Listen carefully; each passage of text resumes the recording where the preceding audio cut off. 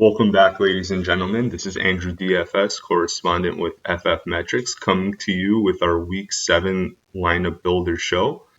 I wanted to first make a shout out to FFmetrics.com, a site run by RC Fisher where you get the best projections in the game and weekly commentary. You get our picks for the week and all that. But before we dive into the Week 8 lineup builder, I apologize if I said Week 7 earlier. Let's look at the lineup that won $1 million on DraftKings last week. So started off with a stack of Mahomes and Kelsey, which was expensive but paid off like crazy. You can see there, Mahomes got 38 points and Travis Kelsey got close to 39 points. Between the two, they got close to 80. But the coolest part about that is that's not even the you getting close to 40 from both players is amazing. But actually, the biggest stack that we've seen in like the past 10 years was from 2019 when Watson and Will Fuller went crazy, I think against the Falcons. So just curious if you, in case you guys had any wanted to know about the past history, that's pretty much one of the best stacks that I've seen so far. Okay. Diving in a little further, we have Gibbs and Foreman in the running back spots. Gibbs pretty much got all of his points in garbage time. That was a blowout game. Baltimore pretty much just let their foot off the gas for a little bit, and Gibbs got a touchdown and ended up being in the Millie Maker winner lineup. And then Foreman, can't say enough good things about him. 3 touchdowns. Anytime this guy goes in, he's just incredible. So shout out to him. Sutton, close to 20 points. Wow. I didn't actually realize that he had that great of a day, but I know he scored a touchdown in that game and 20 points, $5,200. Not bad ROI. Downs, this one was crazy. Josh Downs just like had a crazy touchdown in this game. Ended up throwing up 26.5 points against a Cleveland D that's traditionally really good against the pass, not so great against the run, which we'll talk about. Then we have JSN from Seattle, where DK Metcalf was out. So logically, it made sense to play JSN. He picked up 16 points, but he wasn't even the best Seattle player to play from that game. That honor went to Jake Bobo, who we gave a shout out to in the Week 7 lineup builder. And look at this, double flex, Kelsey Andrews. Wow. So Andrews was in the flex there and sort of like a in-game stack with Gibbs. Great call there by this guy. And here's like the part that always gets me that I just hate doing. Cleveland D. Like, I don't like playing a receiver downs and then starting the Cleveland defense, but who am I kidding? Both did really well. Cleveland got 16 points, Downs got 26.5. So it is certainly possible. It's just really not that likely. So kudos to this guy. Username was Death Star Canteen. He gets $1 million. Hopefully he gets to do something fun with his money. And I hope that somebody watching this show ends up being the Week 8 winner of the Millie Maker competition. So now let's dive in and look at the full slate of games for Week 8. Okay. Now this week's going to be a little different than last in that we have no teams on bye weeks and we have 13 games in the main slate. So a lot of noise and chaos going on. But the interesting part about this slate is that all the game totals are pretty low scoring. So start off with the Saints and Colts, where you have New Orleans going into a dome in Indy. 43.5 is the game total, not too high. Maybe not too many players that we want there. One I want to talk about in particular, and we'll get into that. Jaguars Steelers 41. That's also a pretty low total. I don't think I want anybody from those games. Maybe Steelers D or Pickens, because I think Jaguars are in a letdown spot there. Then we have the Texans traveling to Carolina. I think both teams are coming off a bye, if I'm not mistaken. Texans are 3.5 point favorites on the road. 43.5 is the game total. Yeah, I can't say enough bad things about Bryce Young, and I can't say enough good things about CJ Stroud. So this one will be an interesting game where you have the number 1 and number 2 overall picks playing against each other, and I think that this one will be where Stroud has a chip on his shoulder to sort of show like, hey, I should have picked me. So I love this game, and we'll talk about it more. Not the best game total, but if you want to go with a cheap stack, I think this is the one. Actually, it's not a cheap stack. It's more of a mid stack.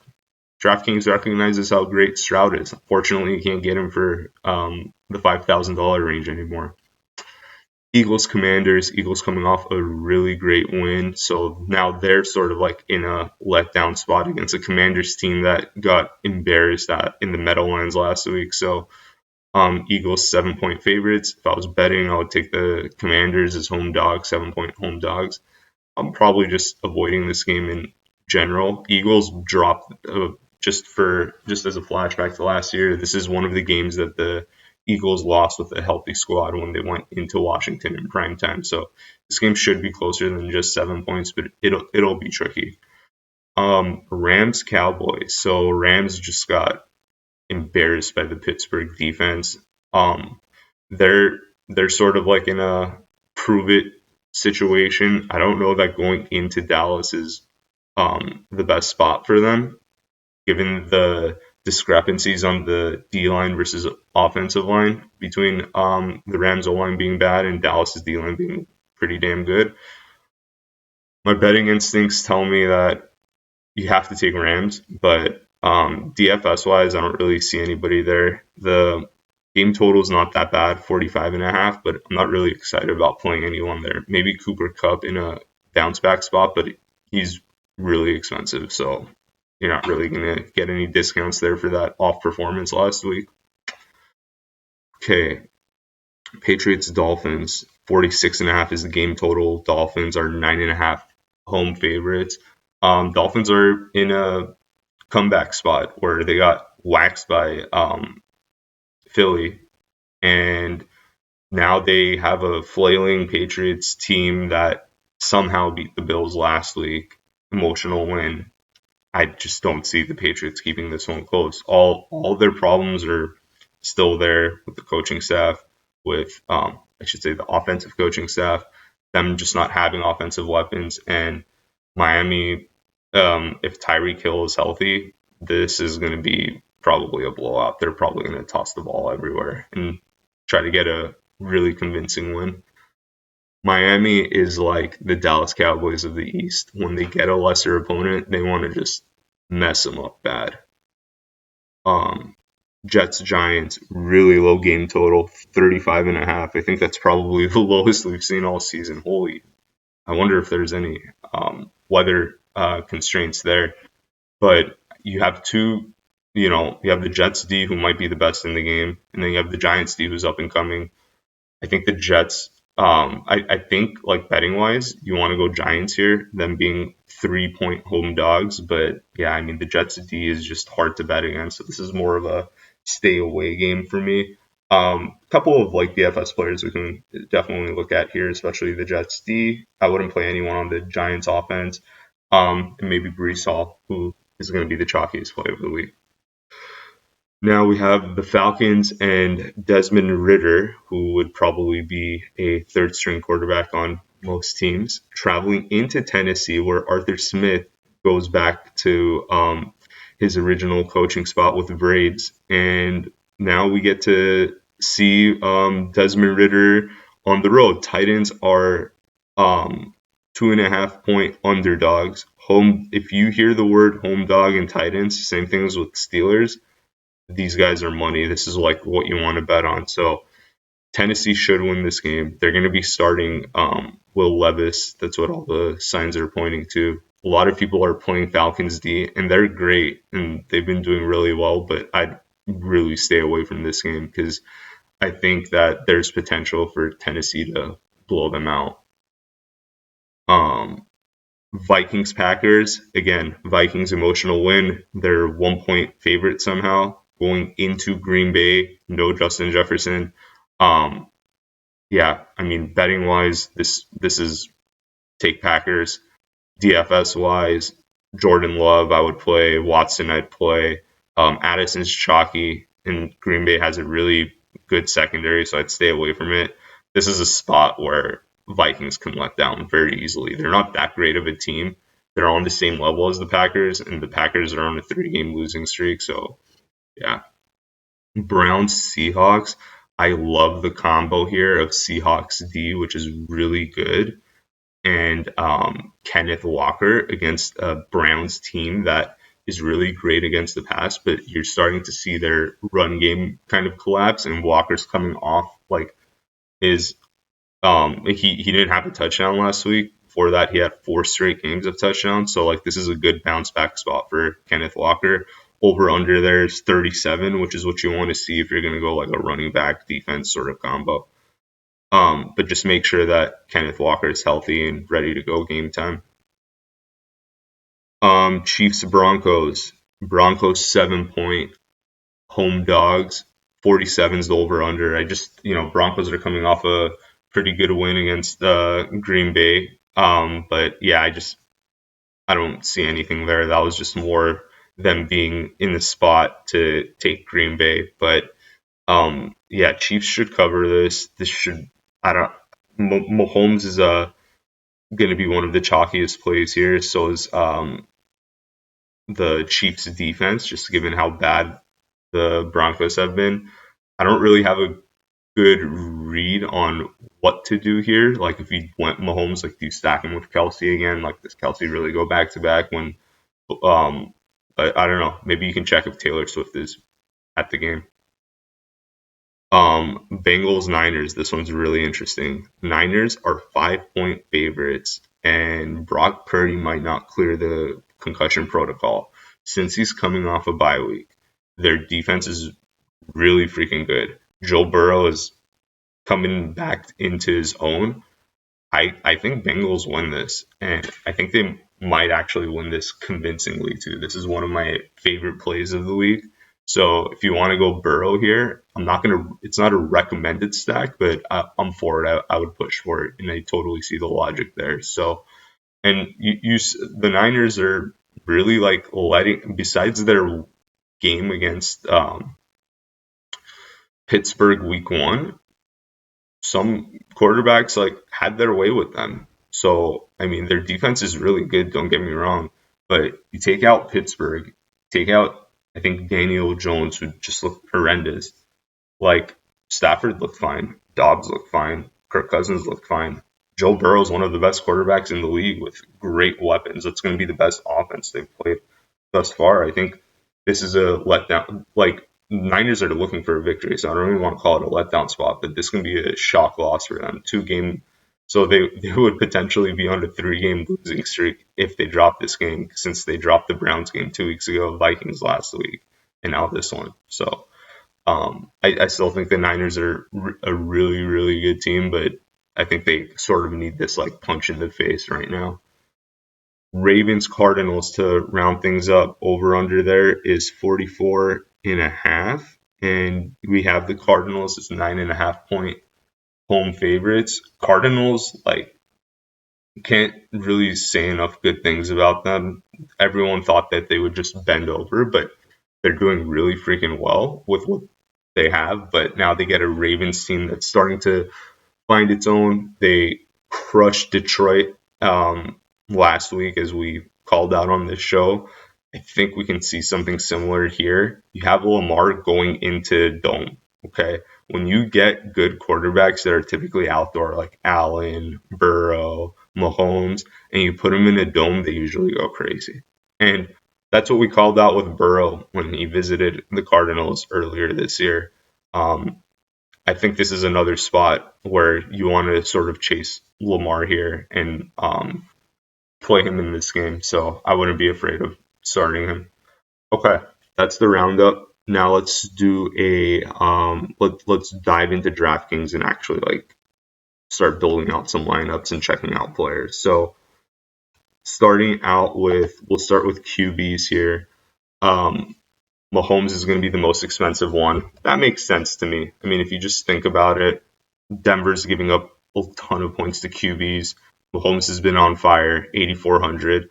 It's not that I don't recommend him. It's that out of the expensive players, the one that I would prefer here out of the $8,000 quarterbacks is Lamar. So I would play Lamar, and then I would either stack him with Flowers. And this is going to be a chalkier stack because Flowers is on the cheaper side. Stack him with Flowers.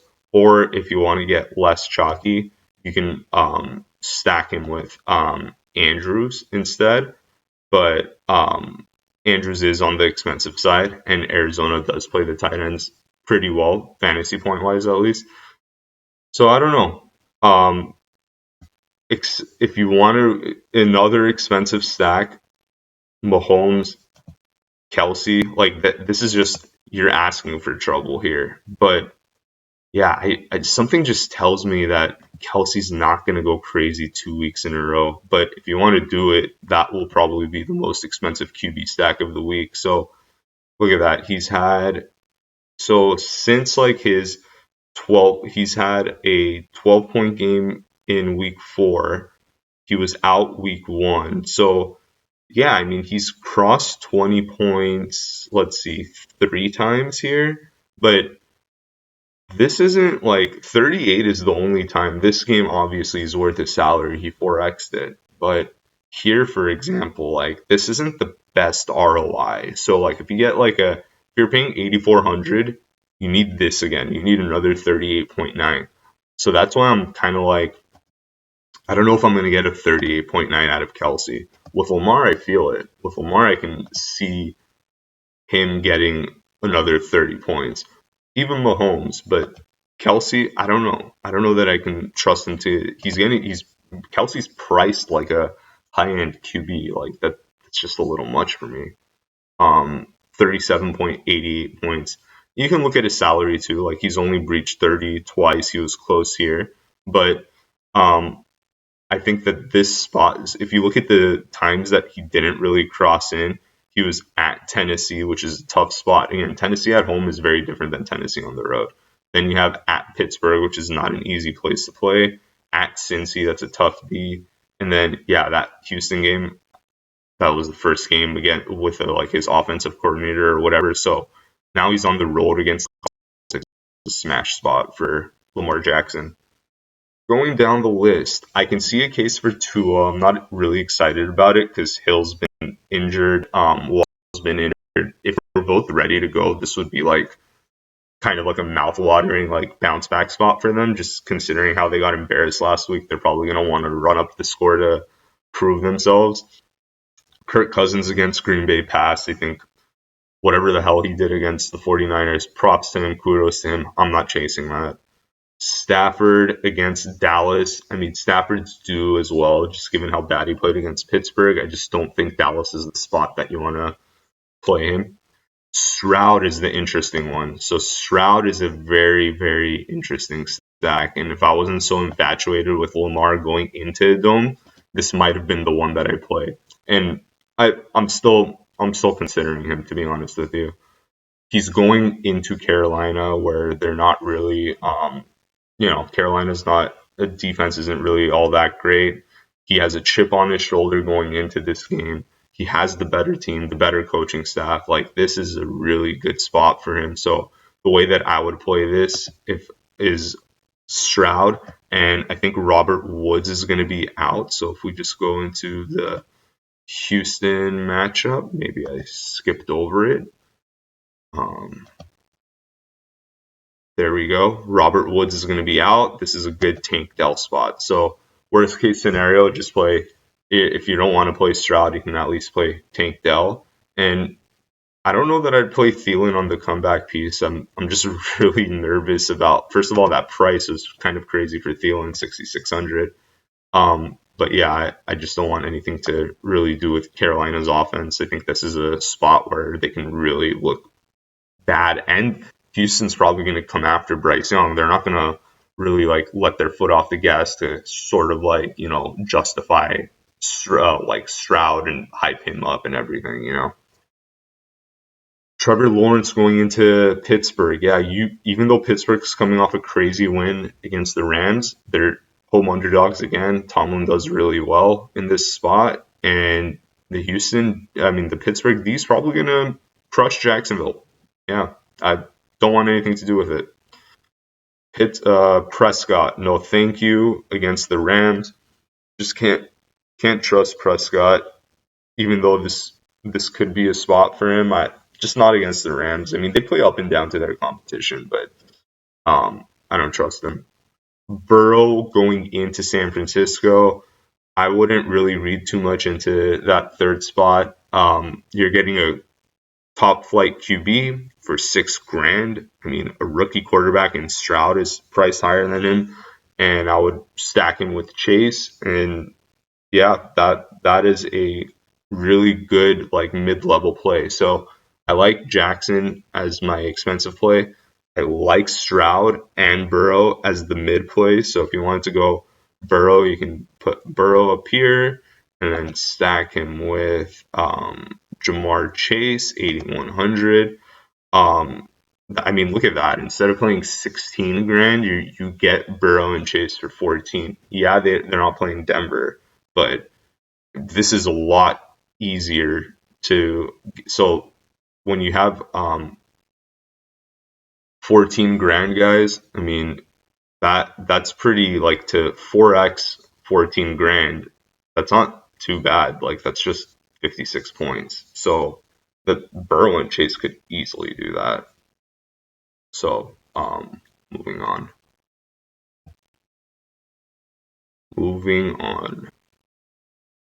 The cheap stack I like is Jordan Love here.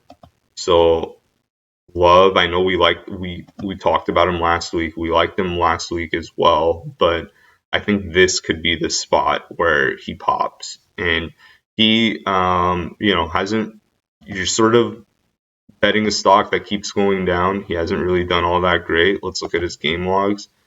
Yeah, like you're looking for something like this, like a 20-point game. He started off the year hot, and then last 3 games he hasn't been all that great. Really, like it's okay. I mean, 16. Obviously, it's not 3x, it's not 4x, whatever. But you're like, I thought it was much worse. Like, you definitely don't want a 7.98 game, but yeah, if you can get like 25-ish, which is certainly possible, this is a good spot for him. And then you can stack him with Watson. There you go, 5,100. That's not a bad play at all. Let's check out what he did against Denver last week. I don't think he did much. Yeah, 5 targets, 27 yards. Watson really hasn't done much at all this year, but he's been injured, and hopefully this is a game where he gets back. If you want, you could also do Dobbs. So looking at Dobbs, you can research him for 1 second as well. Dobbs, yeah, I mean, he's a bigger crapshoot. Whenever Watson's not playing, though, he's pretty money. Look at that. He in the first 4 games, 18 points. 3 out of the 4 weeks. It's not bad for that salary at all. It's pretty damn good. Okay, moving forward. Another cheap guy I wanted to talk about. People have been chasing Desmond Ridder. I'd be really careful with Ridder in this spot, just given him going into Tennessee. That can be tough. That defense is going to really be like motivated to play him, and he's a turnover machine. I'd be careful. Same with Bryce Young. Even though he has a green matchup here with Houston, they're more. I wouldn't want to start him there. I think they're going to be a really hyperactive defense, and just proceed with caution with Denver. So to round up, expensive Lamar, the 2 mid plays, CJ and Burrow, and then the last one, Jordan Love. All right, now let's go to running backs. So running back wise, with Purdy injured, McCaffrey can go crazy, but I don't trust that Cincy D. I would be really nervous to play anything against that defense. Especially when they're missing their QB. But you can argue that the Niners will be good no matter what, even if Darnold's back there. So yeah, this guy's just been money. He's had a touchdown in like 16 straight games now. He's amazing. He's incredible.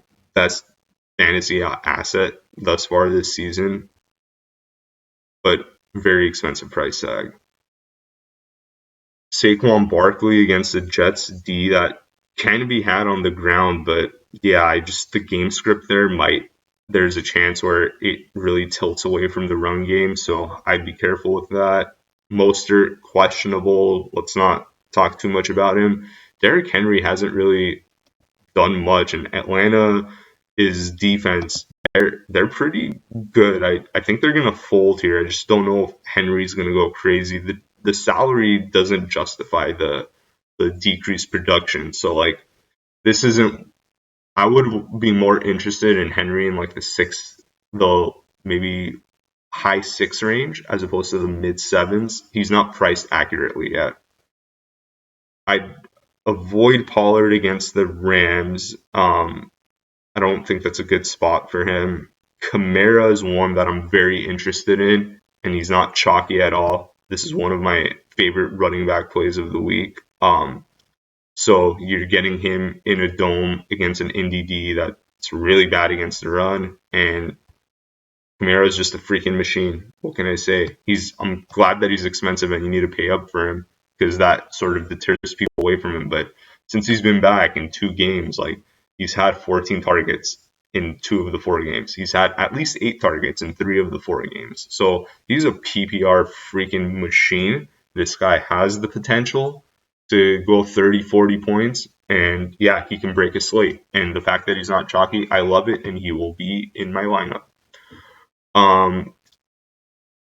Going down the list, I also really like Kenneth Walker against Seattle. So if you think that, we saw the totals earlier. The highest one was Denver, KC. If you think that this is going to just be a low-scoring week, you don't really trust any of the QB options, then this might be you go heavier running backs, heavier tight ends. And we saw that last week. Last week was the only week where thus far this season where we didn't have a receiver in the main slate go over 30 points. So if you think that could happen again this week, weather's getting colder, more outdoor games, certainly possible. But the fact that we have 13 games in the slate, there's a lot of volatility too. So those 2 are pretty good options. I'd avoid ETN. I don't want anything to do with Jacksonville going inside of Pittsburgh. Aaron Jones, Minnesota. So it's funny. You can pass on Minnie, but for some reason, their run defense is really damn good this year. Credit to Beefo for shoring that up. I'd be afraid of starting Aaron Jones. Swift is a good option. I'd consider him too if you're thinking about him. It's going into Washington in that game, even though Washington's in a spot to sort of like surprise the Eagles. It could easily be an Eagles dominating Commanders week too, and that would involve Swift running the ball a lot. JT avoid 6,200 against a good run D. Then you have Isaiah Pacheco with Denver. Going into Denver, 30-second run D. I think my eye just shifted to Bijan Robinson being priced at 6,000. That is freaking crazy. He was priced at like 7,000 last week. Sorry that I lost my train of thought, but $6,000 for Bijan. Yeah, he was the shock of the week last week where he just didn't play in the game, and like I think he had maybe like 1 or 2 snaps, one rushing attempt, 3 yards. People went crazy. The Falcons, I don't know what they did with their injury report, didn't disclose that he was like having migraines or headaches or whatever. Not a clear situation. NFL's investigating them, but now he's $6,000. That is really free. Like, I'm just kind of shocked. Like, he started the year at 8 grand and now he's at 6. That's wow. That's nuts. Okay. Anyways, guys, Brees Hall. That's another good one. Another good running back that I want to play. Hall's going to be chalky because the game script could dictate, Jets just running the ball a whole bunch against the Giants. Um, but I don't care. I know he's going to be chalky, but I'll play him. Same with Pacheco. He's going to be chalky as well. And also, same as Bijan. I think Bijan's going to be chalky just given his price. 6,000. Someone's going to take a gamble on him, but this isn't the week to do it against Tennessee. Like, I don't think I'd play Bijan at even 5 grand this week. Like, it's a Tennessee at home. Their run D is freaking incredible, guys. I'd be very, very careful. Mixon, I don't know. I liked him earlier in the week, but I think it's going to be more of a Joe Burrow, like Jamar Chase type of week. So I'd be careful playing Mixon. He hasn't really popped. He's not really doing that much. He looks great on film. I don't know, that O-line's not doing him any favors. Scrolling down, not too keen on Madison, even though he has a favorable matchup. Gus Edwards, maybe against Arizona. That might not be bad, but I'd rather chase Lamar there. Dameon Pierce. So if you don't want to go with the Stroud stack, you can also go Pierce, who hasn't really done much, right? He's a cheap option. And has he even reached 20 points? No. Like, this kid's talented. And he gets a bulk of the carries in the Texans' backfield. But this is a week where they're going up against a really weak run D, second to last in fantasy point wise, and you can stack him with the Texans defense. So that's another option. Kareem Hunt's interesting. If you're going to beat Seattle, you beat them through the ground game. It's just kind of like, I rather not play anything going into Seattle, especially when you have Watson that might not play and you PJ Walker or whatever. Like, Browns got like a last second victory last week, so they're coming off an emotional win. I think this is a small spot where Cleveland can get crushed. Going down, don't see anything that I really like down here. Miles Sanders is priced pretty reasonably, but again, he splits with Hubbard, and I like Hubbard better. Darrell Henderson's pretty cheap at 4,800, and you saw that the Rams are running him a whole bunch last week. He got 18 carries. I mean, just volume wise, if you wanted to go really cheap, you could. Justice Hill is another one, really cheap. I mean, again, like, I think I'm leaning towards the Lamar play over like running backs, but it looks like Gus is the main one.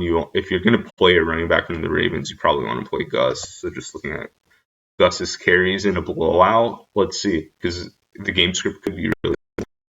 So Gus, there you go. He's getting double-digit carries all but 1 week. So yeah, I mean, if your quarterback's mobile, you're gonna have bigger run.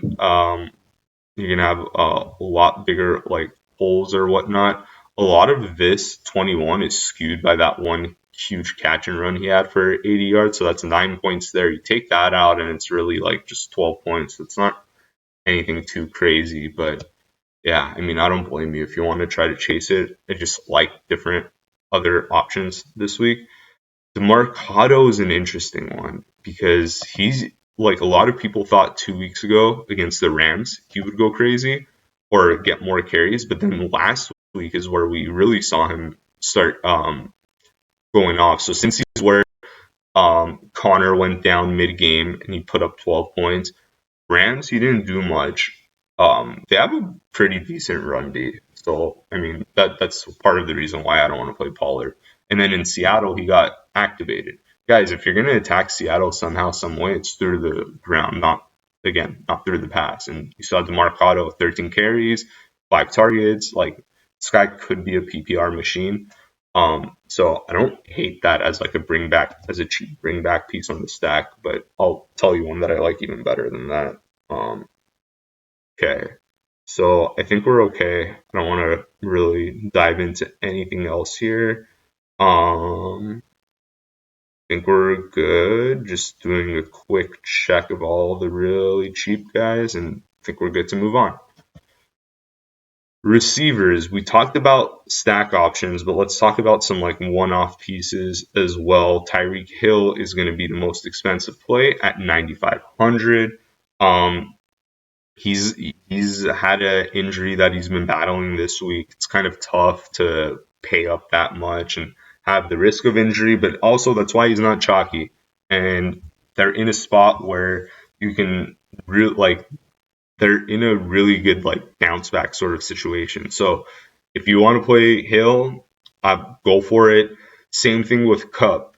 Cup is not going to go 2 games in a row dudding. They're like I would even though he's going into Dallas and that's not the best like situation for him.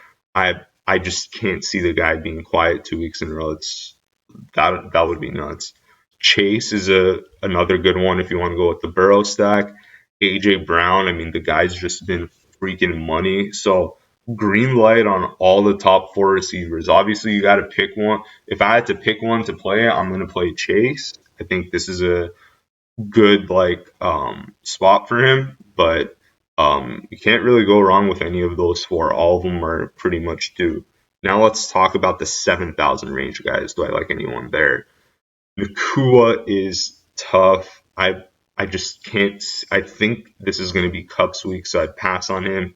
Lamb, I'm not going to really ever push for Lamb. He's way too inconsistent for my taste. So let's open up the stats and see if I'm right or the numbers are right. So yeah, look at that. In 8 weeks, and even though in 6 games, he's only crossed 20 twice. Like, no, thank you, man. Like he's way too inconsistent. And the 2 times he did it, kudos to him. He did it against the Jets, which is tough to do against Sauce. But the other time he did it was against the Chargers. Like when they play a decent defense, he can't really do all that great. I just don't know how the Rams are really doing it. They don't really have any crazy corners, so that's kind of interesting that they're 4th. But yeah, I just pass on Lamb. Waddle just doesn't look the same. I think he had an abdomen injury earlier in the preseason. He injured his back last week. I just don't want to. I'd rather play Hill and hope Hill's okay than try to mess with Waddle. Ayuk at $7,000. If Purdy was playing, I'd maybe consider it. But again, since he's secondary, he's really freaking good. So pass on that. Metcalf is slated to play this week, so now we're getting into the $6,000 range. So nobody I really got excited about in the $7,000 range. Metcalf, no. Devontae Smith, this guy's due, man. Like he hasn't really like gotten his yet in a game. So you could see here, like he's had 3 games where he's had 9+ targets, only 2 double-digit targets, and part of the reason for AJ Brown's dominance is the fact that Devontae Smith is sort of taking a backseat in this offense. I think that can change this week against Washington. Devontae Smith usually does really well against them for some reason. So that would be out of the $6,000 guys, I think he'd be my favorite. Thielen, game script might dictate a lot of passes going his way. Like he's never really a bad option, but I don't think Houston's ever going to let down in this game. They're going to try to show Stroud should have been number 1, not Bryce Young. Pittman, I'd pass on. New Orleans D is really good. Olave, I could see an argument for, but Derek Carr is just disgusting.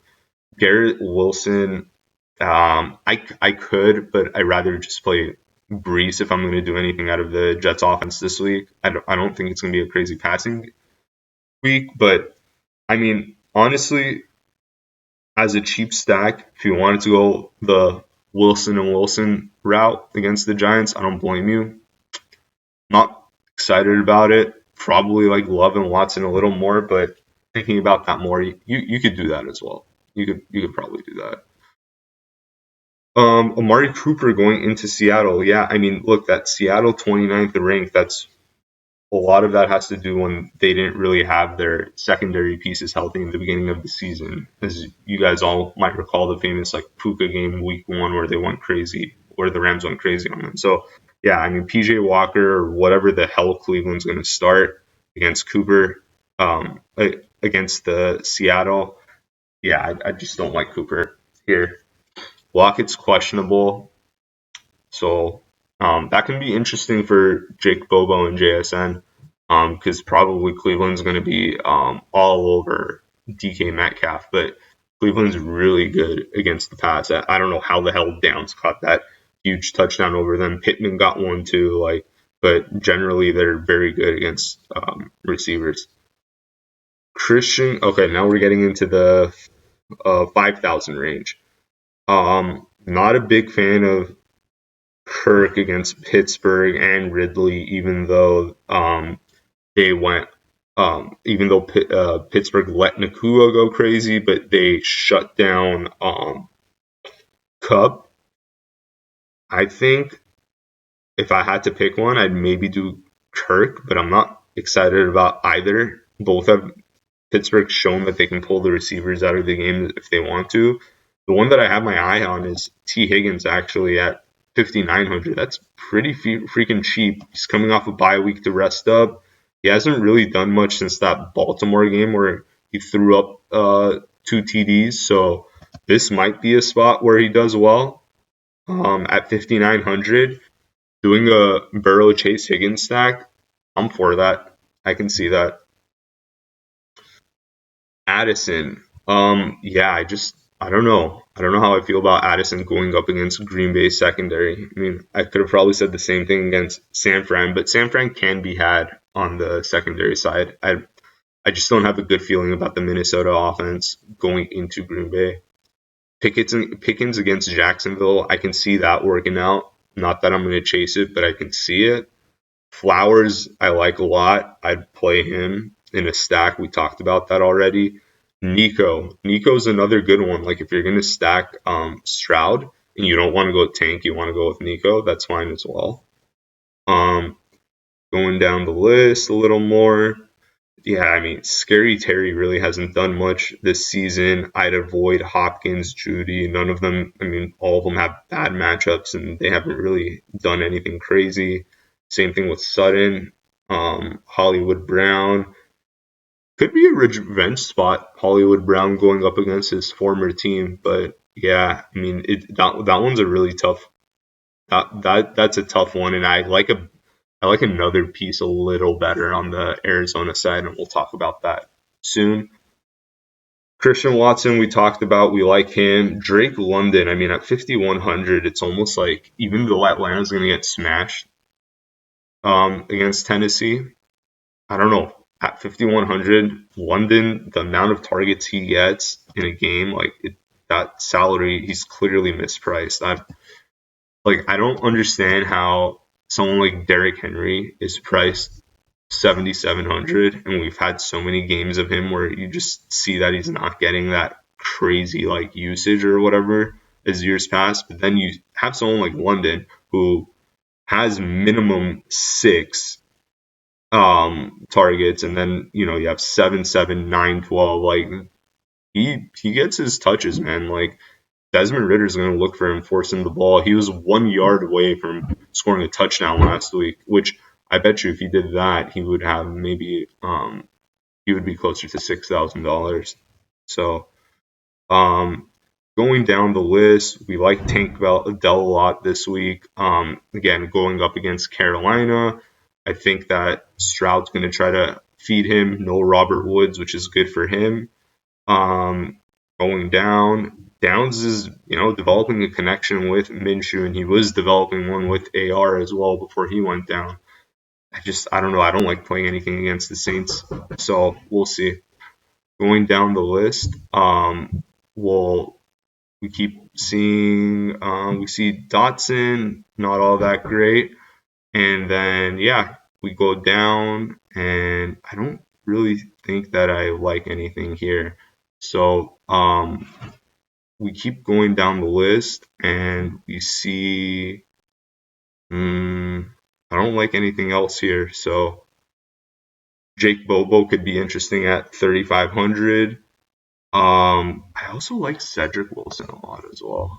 So I like Cedric Wilson just because you might have Hill and Waddle injured, so that could be a cheap play. He got plenty of targets in that Philly game last week, so if we open that up, well, actually it was just 3 targets. I thought it was a lot more, maybe because he had like one big catch. But yeah, I mean, if they're hindered at 3,000, he could be a player that comes out of nowhere.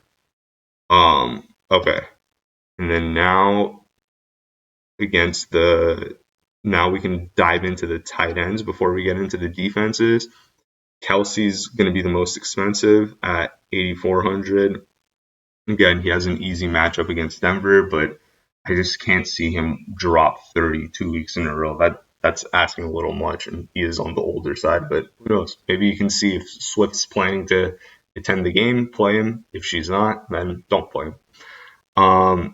Andrews and Hawkinson, 6,000 guys. I like Andrews, but I probably would stay away from Hawkinson in this one.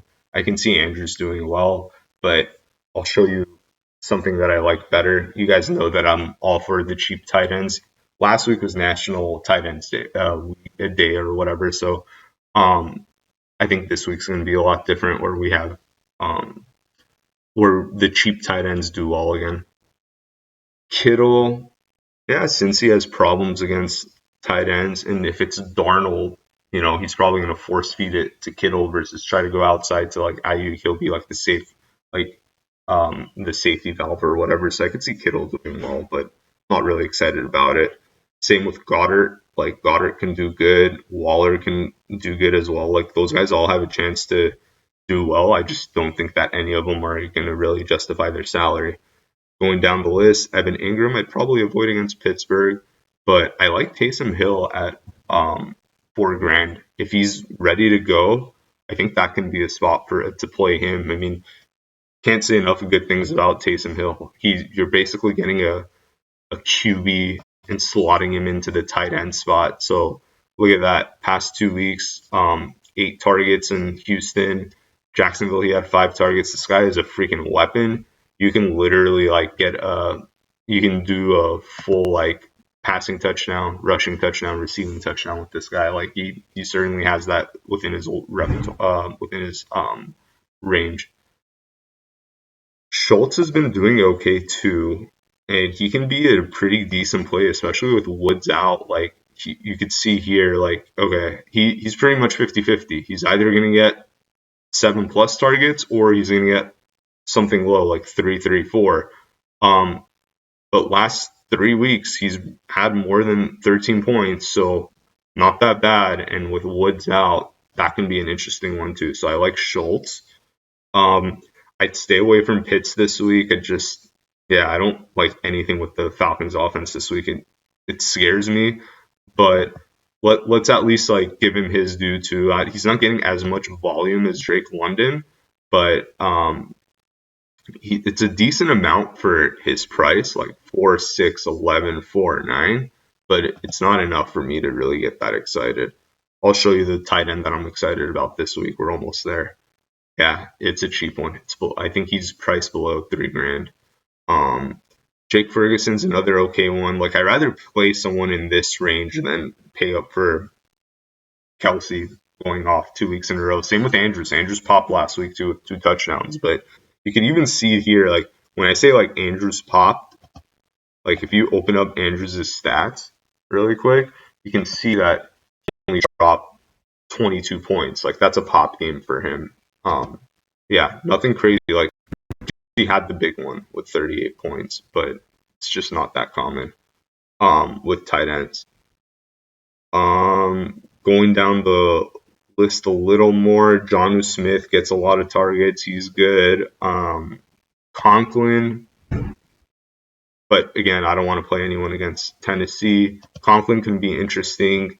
He gets around the same, he gets 4 to 6 targets per game at 3,200. Not that bad. You're praying for a touchdown. She hasn't scored all year. He could potentially be due, but yeah, I'm not really going crazy to start him or whatever. Jawan Johnson might make a return. He was doing really well last year, but really fell off a cliff this year. And then you have Chig Okonkwo. So he was another guy doing really well, but just um, hasn't been doing well as of late. But he did have 9 targets against Indy. I can see him doing well against Atlanta. Atlanta has a problem covering the tight ends, so I could see that. I can see Chick having a good day if you wanted to go $3,000. But the play that I like this week is going to be Trey McBride, and he's going up against a tough defense in Baltimore. But with Zach Ertz on IR, this guy gets a lot of targets as it is. Like 5 targets the week before, 6 targets against Seattle. I think that he can be like a quick outlet for Josh Dobbs or whatever. So I could expect him to get heavy targets. But if you want to pay up a little bit more on the tight end side, don't blame me at all. If Jawan Johnson isn't ready to go, and we saw that Hill's questionable, like if he's not ready to go either, Foster Moreau becomes an interesting option as well because he becomes the last man standing. But I think that Hill's going to be good to go, but just monitor that closely. Don't just play him right off the bat. Okay, we'll wrap up with defenses and then talk about which players are chalky and not. So defense wise, we can see that the most expensive option is going to be the Eagles against the Commanders. I don't think I'm paying up for that 43. I could see the Ravens one hit. Definitely not playing for the 49ers. I can't believe they're priced over $4,000. Jets are priced at $4,000 as well against the Giants. I can see that stack with Breece Hall. Just not excited about it. Same thing with Pacheco and the Chiefs. That can be a good one. Dolphins against Patriots. That's another pretty favorable matchup for a Miami D that does traditionally really well when they play lesser opponents. So that can be another option. Saints D's in a good spot too against Indy. They turn the ball over a lot, but I think the two that I like this week a lot are the Texans down here at 3,300, and I also really like the Seahawks as well. So I think a lot of people are kind of not really paying too much attention to either one, and I think they can both hit. The chalkiest play on the defensive side though are the Falcons at 2,900, presumably because Tennessee is going to start a rookie QB. Falcons have been doing well on D. Don't get me wrong; they've really impressed, but I just don't know that they're going to be a juggernaut on defense. So for that reason, I would probably avoid playing them. Okay, and then to round up the chalk, we talked the 3 chalkiest QB plays are going to be Lamar, Patrick Mahomes, and Jalen Hurts. No surprises there. You have 3 guys that are the top QBs. They're obviously gonna, in a low-scoring slate, people are gonna gravitate towards them. But you want to be a little careful there, where you don't want to, if they don't, if these guys don't convert, you're pretty much done, right? So the one that I like, even though it's chalky, I do like Lamar this week. Breece Hall, Pacheco, and Bijan are going to be the 3 chalkiest running backs. We talked about that already. So, yeah. And then also, we have the receivers. Sorry, I got a message in the chat. We have the receivers. The chalky play there is going to be Addison and Flowers. So Addison obviously popped on prime time, so a lot of people are probably thinking they can replicate that. And then Flowers going into Arizona giving up a lot of points to receivers, so I see that one as well. Tight end wise, Waller, Hill, and Ingram are going to be the chalky plays. I don't really love any of them, to be honest with you. So I definitely avoid that. I wouldn't play Bijan at $6,000 against Tennessee. The 3 QB chalks are fine. It's probably better that you have 3 top options that are chalk as opposed to like one of them being chalk, so that like if you really like one over the other, you can play them. There's no real disadvantage. It's split 3 ways with them. But if you like another QB, like our mid plays we talked about, Stroud and Burrow, there's a big portion of the pool. I think more than 50% of the pool is going to have a Lamar, a Mahomes, or Hurts. But if you go Burrow, then you're going to be diverse. You're going to be different from the rest of the pool. So with that being said, ladies and gentlemen, that wraps up week 8. Thank you very much for paying attention. However you're listening or whatnot, we appreciate it. Go to FFMetrics.com to subscribe. You can also find me on YouTube at AndrewDFS. I apologize for the video quality as I'm on the road this week. Hopefully you're still able to get my audio, even though I might have been in a different background, not the best internet connection, but wish you the best of luck. I hope somebody here wins the Million Maker, and hope you all have a great week no matter how you're betting, whether it's DFS, fantasy, survivor, whatever. When we come back next week, hope we have a bunch of winners. Thank you and good luck.